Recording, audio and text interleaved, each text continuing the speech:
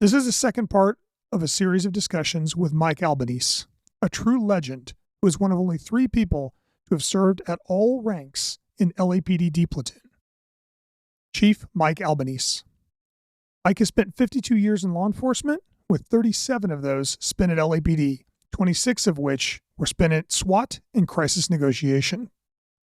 Mike is one of only a handful of people to have ever served in the 10 David or SWAT commander role at LAPD, and since retiring, Mike has served as a captain, deputy chief, and is currently the chief of police for the Burbank California Police Department. In this episode, we discuss Mike's second career at Burbank PD, his views on leadership, and discuss the lessons learned from a lifetime of service. My name is John Becker. For the past 4 decades, I've dedicated my life to protecting tactical operators. During this time, I've worked with many of the world's top law enforcement and military units. As a result, I've had the privilege of working with the amazing leaders who take teams into the world's most dangerous situations. The goal of this podcast is to share their stories in hopes of making us all better leaders, better thinkers, and better people. Welcome to the Debrief.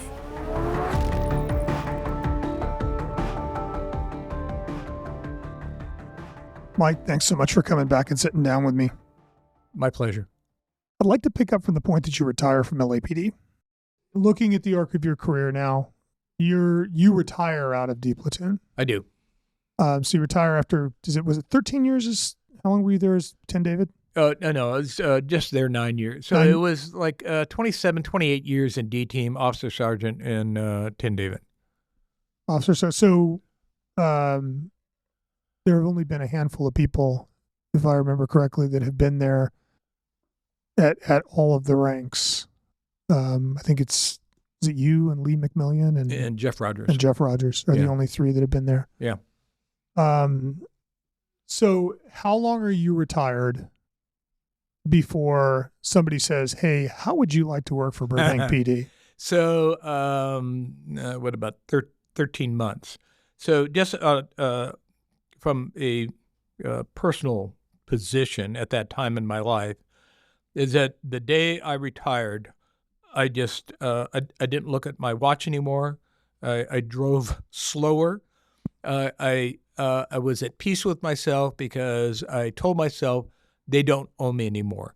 They are not going to phone me anymore. They're not going to phone me at 1, 2, 3, 4 in the morning. They're not going to phone me on Christmas Day when we're sitting down to have dinner.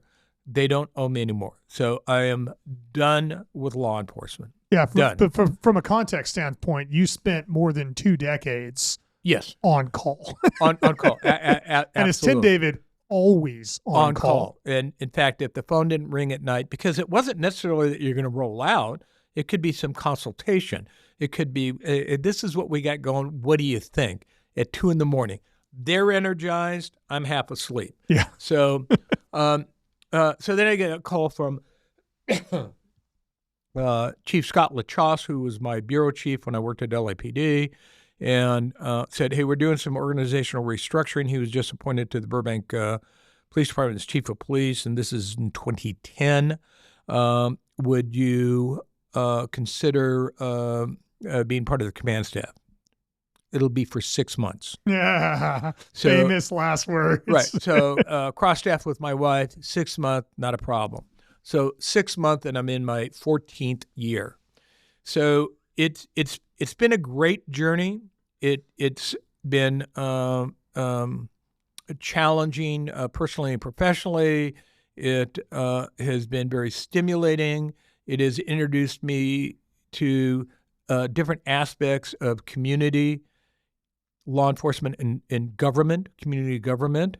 And so what I share with people now, kind of tongue-in-cheek, is that I have become what I have had disdain for 40 years. I am now a bureaucrat.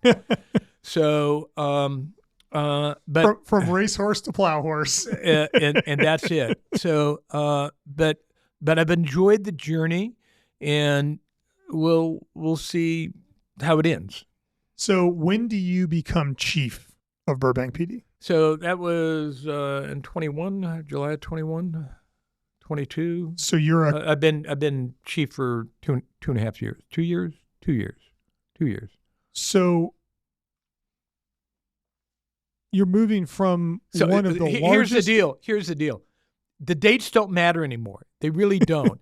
When you're in my former life, they mattered. I can give you the dates I came on, the dates that I promoted, the dates that I went here and there. Here, it didn't matter. I was the DC, the deputy chief for 6 years, and then a short period of time interim chief, and I've been the chief for 2+ years. So you went from one of the largest agencies in the United States to a smaller agency. We would be considered a mid-size. A mid-size agency. How many officers do you have? So we're authorized 160. So I have another 120 plus as far as non-sworn staff. So just under 300. Just under 300. Not counting volunteers and crossing guards. How did the LAPD experience inform you to run an order? Like how did the culture contrast between the two agencies there? Talk to me about that. Okay, so I'm going to fast forward to where I'm at today. It's shared with me what not to do, and what where we weren't successful at LAPD, where we can be successful here. So first of all, it's delivering marquee police service. So that is developing personnel to deliver service on any call for services. For LAPD, it's just not managed. The call load for them is voluminous.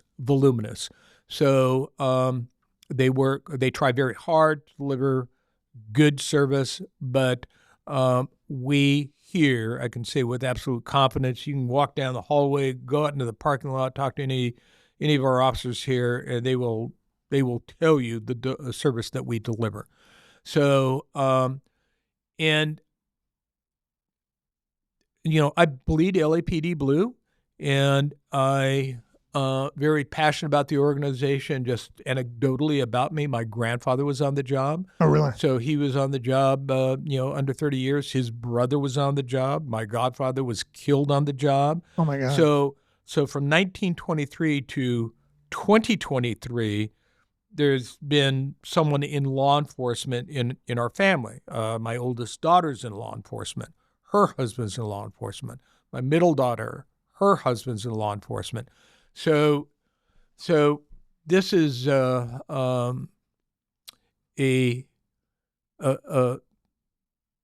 service that I've embraced for many years.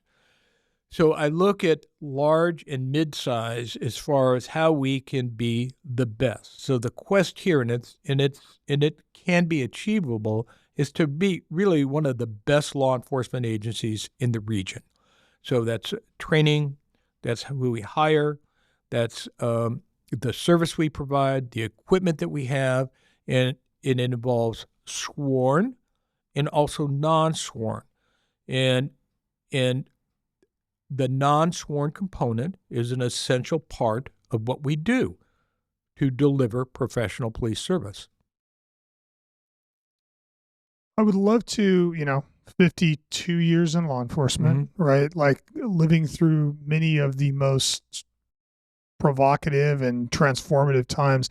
I would love to just kind of conclude our time together talking about leadership and talking about kind of your views on a variety of subjects, if you wouldn't mind.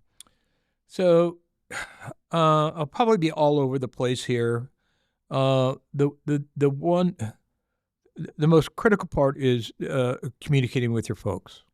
So I'll give you an example, and this is going to be odd for some folks, is that in this organization, in LAPD, is that they didn't use the locker room. First day heroes in the locker room. I change out every day, even now, in the locker room, just like the officers. That's where I started, and that's where I'm going to end. And it was a little odd and unsettling for some of the folks because you're in the locker room. But I work out at the gym here sometimes, but I'm in the locker room. I start my day, I finish in the locker room, and it gives me an opportunity for casual conversations. So I work hard to know every officer to know their first name, to know if they're married, if they have children, because their life outside of law enforcement impacts how they work. Yesterday I met with some sergeants and FTOs, and I try to personalize that as much as I can, as far as I could, as far as defining expectations. For the most part, folks will know or believe they know what the expectations are, but they need to hear it from you. And like I told them, I'm depending on you to do a really good job of developing our officers so that they are well-rounded, productive police officers serving our community. And so work hard on that. I typically every day I try to do at least one lap around the building, to stop at the comm center, maybe not as frequently as I should, go through records, the jail not so much, but periodically. So one, they know that I'm in the building, that I'm paying attention, and that their service is valued. They are needed to make us successful. So communication, being present, and also listening to your folks. And this is when I talk about smalls matter. So if there's a small ask, a small bitch, is it something that is doable? Is it reasonable? Is it for the betterment of the organization? If we can turn that around in a short period of time, that is a big, big deal. So, one of the things you mentioned there in passing, but I think is worth kind of digging into is you run an almost equal size sworn and non-sworn staff. Yes. And although they both contribute differently to the organization, I know that you're a big proponent of the non-sworn staff side of the house. Talk to me a little bit about that. So you have to think about it. And I didn't pay attention to it in my former life. I really didn't. You take a lot for granted. I took the non-sworn for granted. I recognized them and thanked them, but I just didn't recognize them like I do today. And the same with city government, as far as paying attention to city government. What your city council, your city manager, what are their goals? What are their objectives? So that we can be part of that as far as making it happen for them. And if it is going to require equipment, training, personnel, I can talk or speak intelligently to them as that, look, this is what your goal is for 2035. That's great. But this is what we're going to need so that that goal comes to fruition. So for our non-sworn folks, it all starts in the comm center, 911 calls. So 911 calls. So if you're in trouble, you need help, you have a question, you have a medical emergency, you phone 911. And if you have a locked on 911 center, comm center, then the foundation is at a good place, and then you build from there. So, and who manages the evidence? So evidence is a big deal as far as that chain of custody, how it comes in, how it's memorialized. That's non-sworn. For records, it's important for prosecutorial considerations. It's important for the detectives. It's important for all of us. And if there's a question from the community of how many of these crimes are this and that, it's typically going to go to an analyst who's going to go to records to get that information. So everybody has to work together so that we can, and I've overstated it many times, deliver professional police services. And then you have a jail. We have a jail, so there's custodial issues. Are we in compliance with the feds and compliance with the state so that there's no issues there? And simply put, we're open 24/7. We never close. The building doesn't get a break. The vehicles, for the most part, don't get a break. We're here 24/7. So I'll tell you a proud moment. So the proud moment was during COVID. So COVID, within 48 hours, this department moved the organization so that we can address all of the issues associated with COVID and the restrictions and the compliances and all of that, so that we can provide police services. Now we're going into people's homes that may be ill or don't want us inside their homes. We are still stopping people in the street. We have a jail. We're transporting them. All those things became significant as far as how we manage it. A simple thing like every day we had a service come in and decon our cars, because we had officers going in the cars, officers coming from home, officers are going back to their home, so that we don't infect them. We're transporting people to jail, we're going to hospitals, all of that. So it's not only the masks and the gloves and are we coming into your home, but all of that had to be considered, and we had to move the organization in 24 hours. This is what we didn't have. We had no pushback. Everyone showed up to work. There was no pushback at all. There was other organizations that were challenged because they were concerned about their own, safety, medical safety, if you will, going home after working in the public where you had this pandemic. So very proud of the organization. Our officers, sworn and non-sworn, recognized how important it was for them to be here.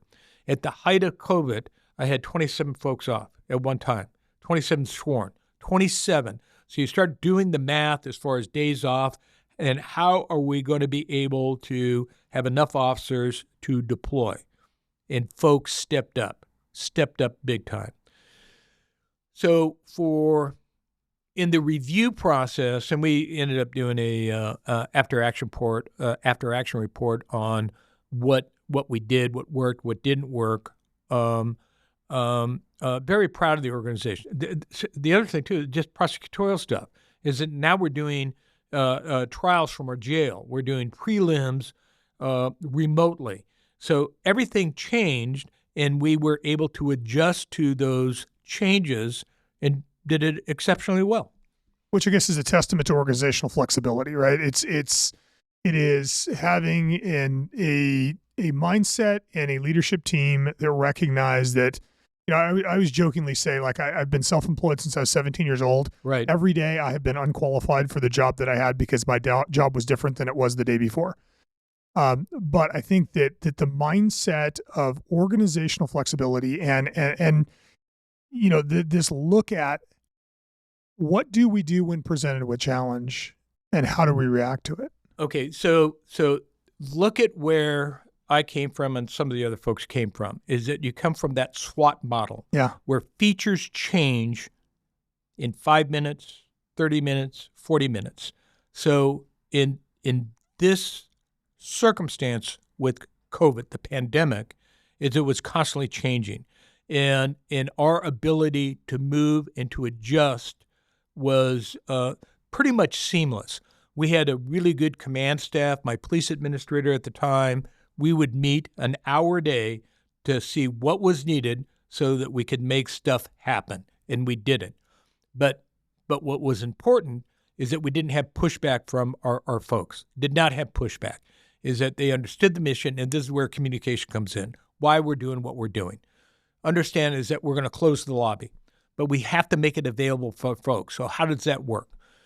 Our 911 center is that if it's an emergency, we're going to respond, but we're going to ask more questions.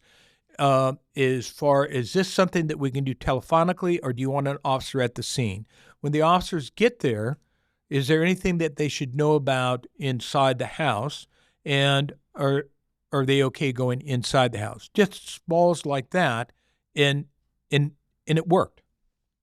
Yeah, no, it's interesting because it's very much almost like we talk a lot about in our organization about Kaizen and this idea of constant improvement and small changes and using those things. And it's interesting, now looking back on your career, that has been a theme since the beginning. And it makes me think, one of the challenges that organizations are having right now, apart from staffing, which is a huge problem for organizations, but we'll come back to that, is that frequently the most talented people in the organization are in the SWAT team. And SWAT teams, especially in full-time teams in agencies, have kind of been places that guys go and they retire from. And it's true of most of the guys I know in D team. They get there and then they don't leave.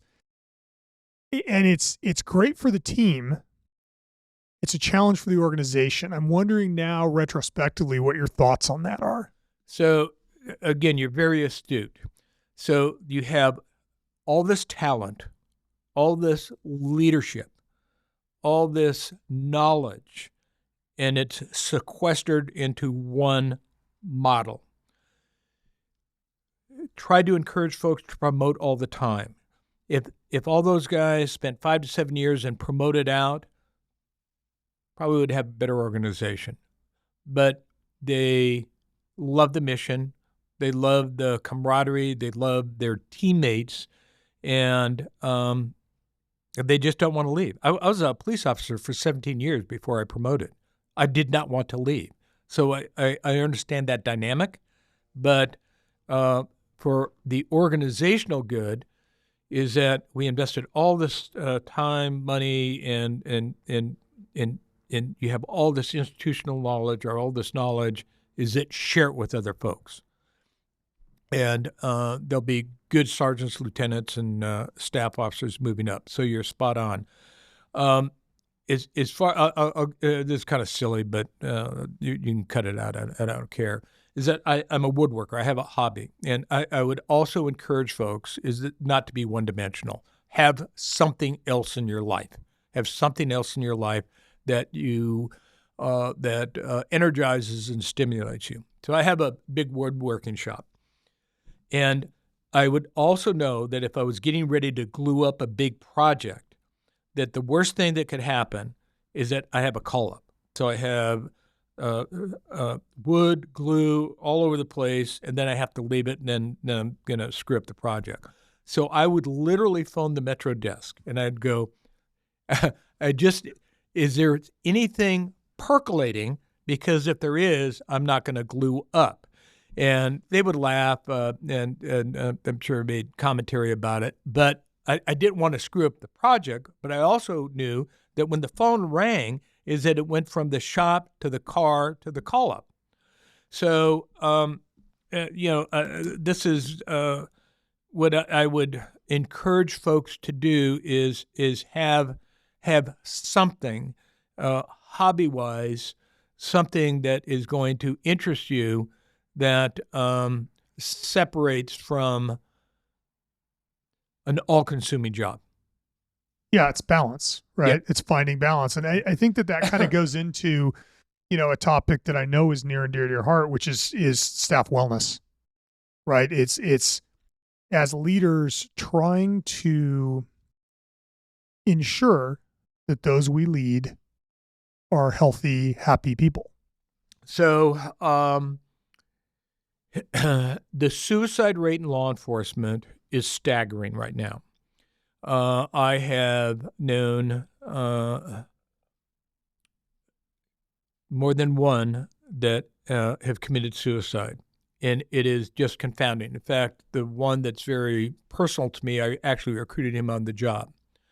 And if you had given me a list of 100 names, he would be 100. He would be the 100th guy that I would have believed that was at risk of committing suicide. So it speaks to you just don't know. You don't know what's going on in their personal life, in their professional life. And once they move to that dark place, and we've dealt with them, any negotiator will tell you, is that it's really hard to move them because it is not a rational thing. You're bringing rational words into someone who is not rational. So we have a pretty robust wellness program here, and I think it's essential for law enforcement. The era that I grew up in is that was forbidden, is that if you had an issue, just deal with it. But folks are exposed to just horrendous things. And it doesn't have to be a gun battle. It can be a traffic accident We had right up this street here, and I'm pointing, is that 2 years ago we had a multi-3 fatal. Body parts were all over the place, and it was horrid. Who's going to investigate that? It's going to be our officers. What non-sworn folks are going to come out and photograph that scene over and over again? It's going to be our non-sworn folks. So their care in the moment and post-moment has got to be a priority for the organization, so the wellness of our staff, sworn and non-sworn, is in a good place. Yeah, I think there is, the dialogue has started, and I think is improving in this area. I recently interviewed Tom Satterley, who is a Delta operator and wrote a fantastic book called All Secure that talks about how he was when he came out, and suicide and PTSD and I think we cannot talk about it enough. We recently, like within the last 2 weeks, lost a friend to suicide. That was same thing, kind of unexpected, kind of the guy you didn't expect. And I don't think it's possible to overemphasize the need as leaders to know your people and know where they are on the Maslow triangle. And that's why communicating with your folks, in my position right now, the reality is I'm probably going to be the last to know on a lot of this stuff. If someone's going through a divorce, someone's got a issue or some type of personal crisis, but every family, no one is immune from a medical issue, some other catastrophic event in their life. So you just need to pay attention to that, and it's okay to get some help, because the number of years that we have in life, we want to optimize on those years, and I want folks to separate from this organization healthy. I want them to look back and go, I had a good career, I was productive, and in my last season, it's going to be a healthy season. I think one of the problems that we're seeing right now with law enforcement is, it is extremely difficult. As somebody who's dealing with police departments all over the world, everybody's at 60, 70% staffing. Everybody is struggling. Teams that I've talked to chiefs of police who are like, we used to get 300 applicants, now we get 35. Mm-hmm. What are your views on what we as a society need to do to improve what is currently going on in law enforcement? Like if Mike is the czar for the world today, what do we change? So that's a tough one. And your illustration's right. Wheel back to 1971. So it started the process in 70, and there were thousands of applicants for the job at LAPD. They're down over 1,000 officers. CHP's down. Long Beach sheriffs are down. We're down 12 bodies, which is significant. It's not 10%, but it's 8%, which is significant. And the candidate pool is very small. We're vying for the same candidates. So for us, if we have 2 or 3 in the hopper, we're typically competing with Glendale, Pasadena, and maybe one of the bigger departments. So how fast we move is important. The job is complicated. It's difficult. We're asking folks to know a lot of information, to be subject matter experts in a lot of areas, from law to first aid to driving to you name it, to be a family mediator, if you will. And on top of that, you're going to put a camera or a TV on their vest, and everything they do, every word they used is going to be memorialized forever. And we're going to review it, and we're going to look at it, and we're going to be critical of that review process. The national narrative has not been helpful at all. It takes 1 or 2 events somewhere in the nation that changes law enforcement. Most folks support and embrace law enforcement. loud voices that have disdain for law enforcement, want to defund law enforcement. And when you have that narrative every single day, and you're just getting out of college, you're getting out of the military, you're working at Best Buy and looking for a career, you go, you know what, I think I'll pass on that. I'll work for Apple, Google, or whatever. So you have that dynamic. You also have the dynamic of kids today. I don't know if they have the heart to serve as far as the numbers. They have the heart to serve because we have folks doing some remarkable things, but are not that service-oriented. When you look at the service groups, it's going to be middle-aged or older, whereas before a lot of service groups, you would have a cross-section age demographic. You're not seeing that now. And it also is with families. You may, and that's one of the questions that we ask during the chief's oral, is that do you have family support? Does your family support you going into this career? For the most part, it's yes, but sometimes they'll say no. The family really doesn't support it. They'd rather me go into a different type of work. My parents did not support me going into law enforcement because my mother's father was in law enforcement. He was a homicide detective that was on call all the time, and she never saw him. And they were not supportive. They were after I got through the whole process and then moved forward in my career. So I understand it. When my daughter went on the job, I said, "You're kidding me." And she goes, yeah, it was. I remember it. We're at a dinner table, and she goes, "What do you think of Beverly Hills Police Department?" I said, "It's a great police department. What do you think about me going on?" I said, "Stop it. What are you thinking?" So, and she's had a great career. Her husband's had a great career. So it's just a challenge. I work out every day, and at the gym, if there's some new young folks there, I try to engage them to see if there's an interest. And my success has been zero, absolutely zero. Most of these folks have a interest in other career paths. Yeah, I think we've done a very good job of vilifying and demonizing our police departments. And, one of my favorite sayings, my friend Toby Darby from Glendale PD is known to say is play stupid games, win stupid prizes. Yeah. I think we've been playing stupid games for quite a few years, and we're beginning to win stupid prizes. And it troubles me because, I see teams all over the world are short-staffed, departments all over the world are short-staffed. And So having said that, is that how agile can you be being short-staffed? It's a challenge. But if you hire the right folks, have the heart to serve, that are mission-driven, you still can be successful. And we've done a fine job. Very proud of our organization, very proud of our folks because they have embraced the mission. And so they have the interest in serving, and they do a good job. So let's just do two more quick topics with you before we end. First one is decision making. Yep. So, obviously, you've been in positions for most of your career and most of your adult life where you've had to make very difficult decisions consistently.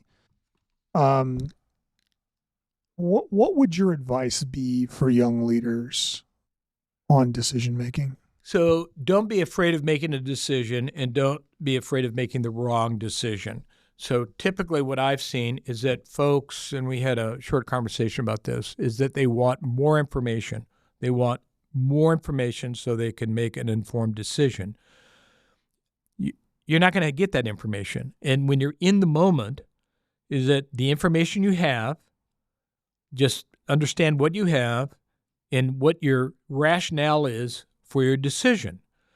So we all want more information, but you're not going to get the information. So the information that you have, optimize on that, make your decision, and then if you're critiqued afterwards, which you will be, is that, okay, this is the rationale to my decision. In that moment, at that time, this is what I knew. This is what I didn't know. These are the resources that I had, And I was confident that that was the right choice for that moment. I think it's kind of a trap, though, as a guy who's made decisions again, leading an organization, making decisions constantly, never with complete information. I think it is a very seductive trap to think, oh, I just need this piece of information and then I'll be able to make the decision. And at some point, the acquisition of information eliminates the need to make a decision. And so it becomes kind of a crutch. Agreed. You just can't be afraid of making decisions. You got to understand you're going to make a wrong decision. 100%. Yeah, and you're going to want to redo, and you're not going to get the redo. You can't recall the decision. Just stand up and say, "Look, I made the decision." Hindsight, with all the information I have right now, I would have made a different decision. I wished I could have reversed myself, or I would have reversed myself, but I didn't in the moment. And you'll be fine. Folks will accept that. And that's why debriefs are so important, is that when you do point counterpoint with your peers, and we're all peers in that setting, and they'll go, well, why'd you make that decision? And I'll say, this is why. Hindsight, not the best decision. So that's it. Let's move forward. And it's, it's a challenge for some folks. And for other folks, it's not a challenge. You don't want to make rash decisions. It's also great if you have a sounding board. And, like on personnel decisions, it's not unilateral. I usually meet, confer with staff, go point, counterpoint. And so this is where I'm leaning. Tell me what I'm missing. And you'll get good feedback. You may be right on, or you may be off base. You may have missed something, but it's part of doing the work that we do, and we make decisions every day. Patrol officers make critical decisions all the time. I would just ask that. This is what I do. I'll have a conversation with myself afterwards. I always give myself a letter grade as far as that decision. Is that a B, C decision, or was that the A decision? And there are times that I reverse myself on decisions because it's just not the right decision. So just declare it and move forward. Folks will understand that and respect that, but just understand that there's an expectation that you will make a decision. So I had a question yesterday that, in fact, I saw the lieutenant ask a question because it was a great question. It was about probationary employees who are not meeting the training expectations, and as far as separating them from the organization. What's your position on that? And I told him it's typically a heavy sigh associated with that. I mean, I agonize over that. So I asked myself this, is that where did we fail as an organization? Fail's probably a little harsh. Was it the written? Was it the hiring process? Was it the academy training? Is it our FTO program? And the centerpiece there was for the FTOs. Are we falling short? And if we are, then it's on us. And if it's just that it's just not the right fit for that individual and us, then we separate. And I just want to make sure that we've exhausted all those training opportunities or development opportunities for that individual before we cut their losses. But it's interesting because a recurring theme in everything you're saying here is introspection, right? A recurring theme is taking a moment to really look at yourself. And, you mentioned debriefs in passing, but I think I heard you speak at a counterterrorism conference, I think it was, and you were talking about debriefs kind of in passing, but it struck me that it's changed, right? It's you go back to the early days just of my career, early days of your career, debriefs were a much more introspective and brutal process. And there was a lot more willingness to say, man, we really screwed this up.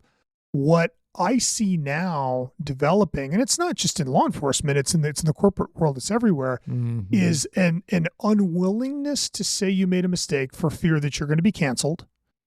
And so as a result, you don't improve. You stagnate, and when you do make mistakes, you either try to cover them up or you look at the positive things. And it feels to me like we need to go back to a much more introspective debrief. What are your thoughts on that? So I absolutely agree. So let's just start with the basic debrief. There's no, absent Sid Heal, who military, I think they have a structured debrief curriculum. Yeah. So for us in law enforcement, there's no structure. This is how you conduct a debrief. This is how you do it. So it's typically learned or past practice.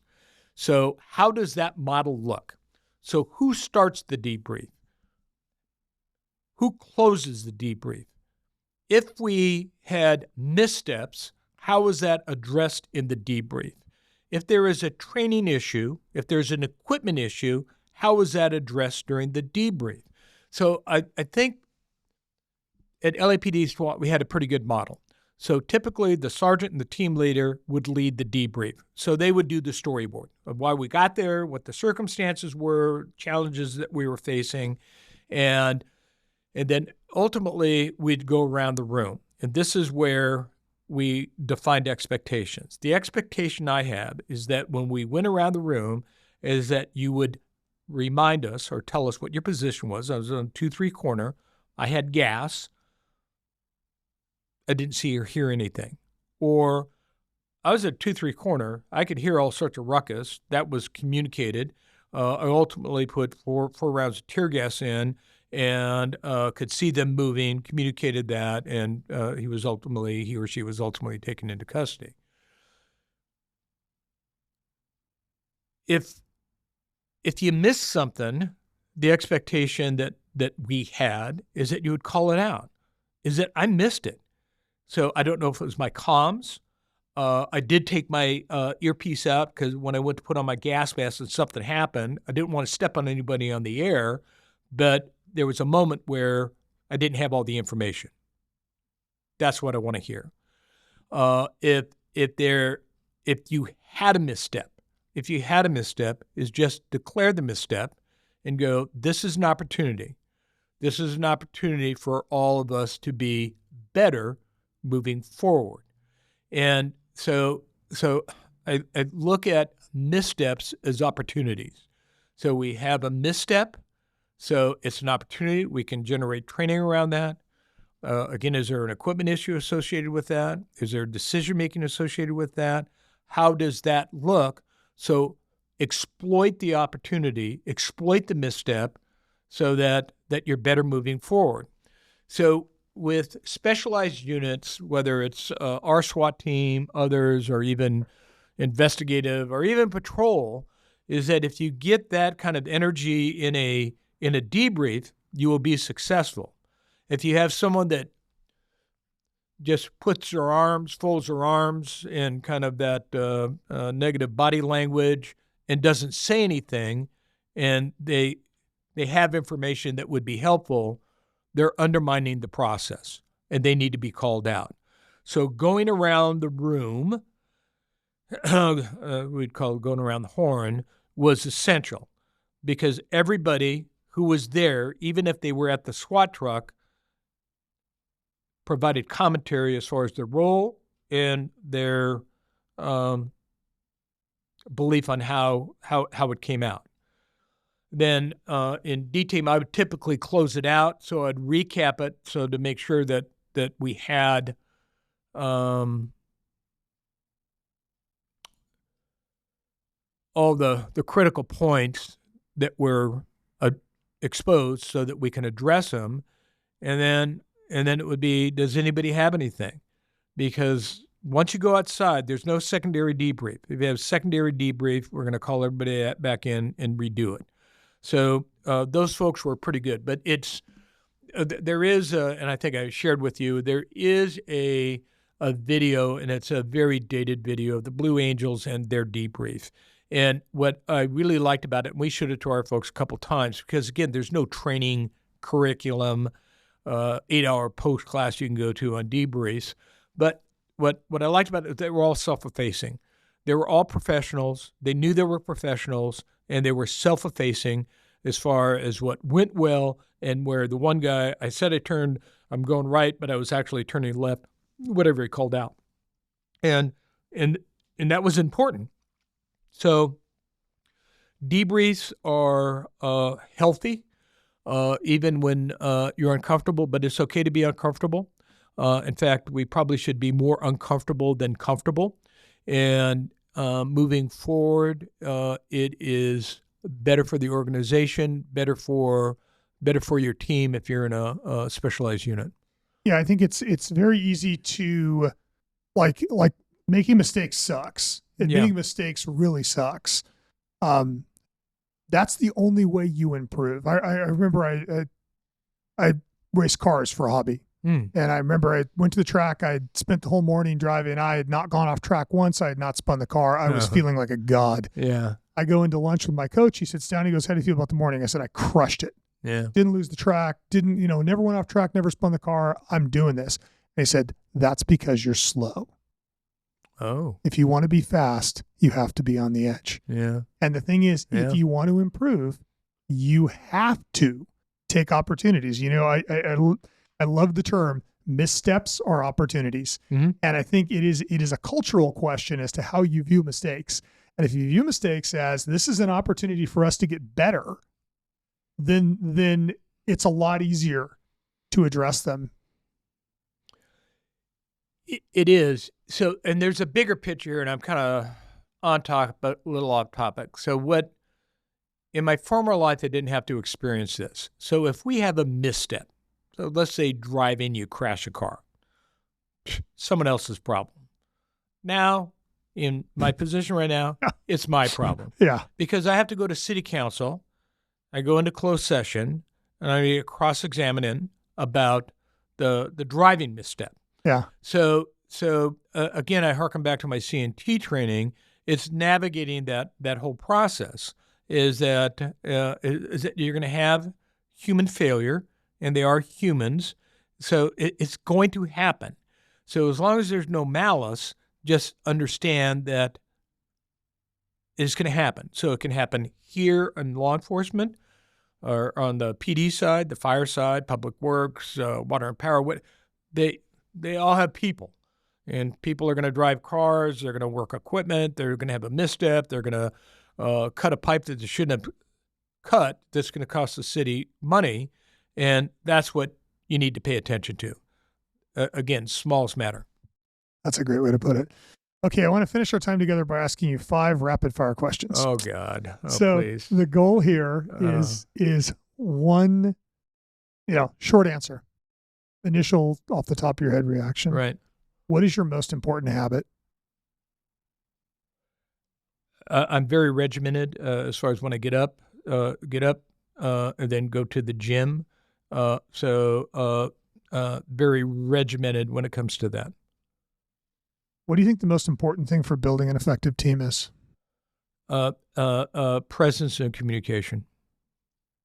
What's your current favorite online resource, website, podcast? Where do you go for information? So I'm all over the place. I listen to a variety of podcasts. I like Mike Rowe because he listens to or interviews such very different individuals. The one individual that he interviewed had a 0.09 GPA and is a PhD at Harvard. So how does that happen? So I listen to him. Interesting. What do you think the most important characteristic of an effective leader is? There's got to be humility, and just understand that you're not going to know everything, and you have to depend on people to pick you up when you're not seeing what other folks are seeing. Final question. You've been through 52 of the most advanced years, the most transformative years. What's the most profound memory of your career? There's too many. I can't identify one. There are too many incidents, too many call-ups that I'll think about and I'll go, okay, that's it. And there's just been too many.